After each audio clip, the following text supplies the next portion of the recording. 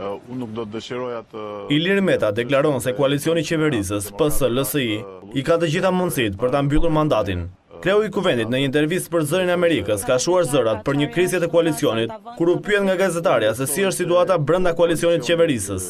Unë besoj se koalicioni ynë i ka të gjitha mundësit ta mbyllë të mandat, ka mundësit të përmbush akoma më mirë pritëmëritë e qytetarëve shqiptar dhe ne jemi të angazhuar për këtë çështje.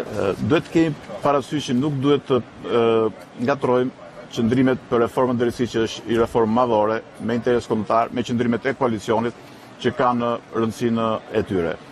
Unë dua t'i siguroj të gjithë socialistët, pra ata në Partinë Socialiste, se unë jam ai njeri që qëndron fjalëve, që qëndron marrëveshjeve. Meta deklaroi se parlamenti mund të mblidhet para fillimit të sesionit të ri për miratimin e 7 ligjeve të reformës në drejtësi. Parlamenti do të mblidhet në çdo moment që ne do ta vlerësojmë të rëndësishme të gjithë aktorët e reformës në drejtësi, vendas dhe ndërkombëtar. Pra unë si kryetar parlamenti, zoti Rama si kryetar i qeverisë dhe i Partisë Socialiste, zoti Basha si kryetar i opozitës, kjo është çështje vullneti, do respektohen procedurat kushtetuese.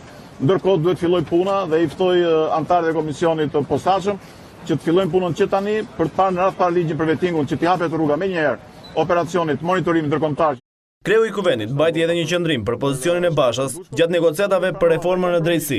Është vërtet që unë për zotin Basha në fushatën elektorale zgjedhje lokale kur ai fliste për kandidatë e LSI dhe për LSI kam thënë që ai gënjen edhe për orën, kjo është shumë e vërtetë, por më duhet të them për hir të së vërtetës dhe të asaj që ndodhi, pavarësisht nga dyshimet që dhe unë kam patur, se fjalën që Lulzim Basha më ka dhënë në takimin që kemi patur para se të fillonin procedurat parlamentare, se në rast se 88-a do të plotësohej, ai dhe Partia Demokratike, pra do të mbështesin miratimin e reformës drejtësi, ai e ka mbajtur plotësisht.